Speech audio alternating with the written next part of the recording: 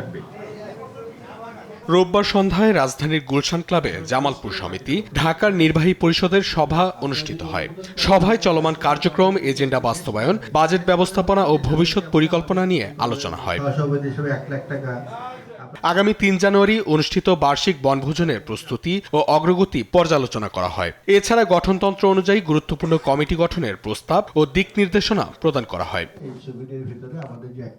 সভায় সভাপতিত্ব করেন জামালপুর সমিতির সভাপতি, সাবেক সংসদ সদস্য ও বিএনপির জাতীয় নির্বাহী কমিটির কোষাধ্যক্ষ এম রাশেদুজ্জামান মিল্লাত। বলেন, সমিতিকে আরো সক্রিয় ও শক্তিশালী করে জামালপুরবাসীর কল্যাণে কাজ করতে হবে। আমরা জামালপুর সমিতিটাকে আমরা ভাইব্রেন্ট করতে চাই এবং নির্বাচনের পরে একটা গণতান্ত্রিক দেশ আমরা ফিরে পাব এবং সেই দেশে জনগণের যে ইচ্ছা সেগুলি প্রকাশ পাবে। সাম্যতার ভিত্তিতে বাংলাদেশ চলবে, সকল সমিতিগুলিও উজ্জীবিত হবে। সমিতির সদস্যরাও জানান তাদের ভবিষ্যৎ পরিকল্পনার কথা।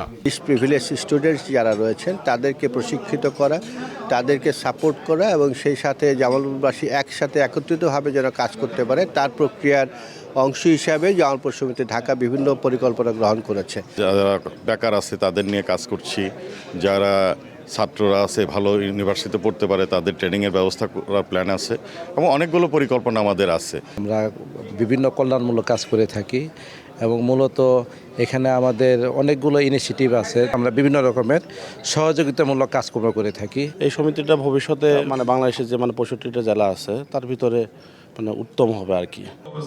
অঙ্কন চৌধুরী, দেশ টিভি, ঢাকা। বললাম না, আমার মনে হয় আহ্বায়ক সাহেব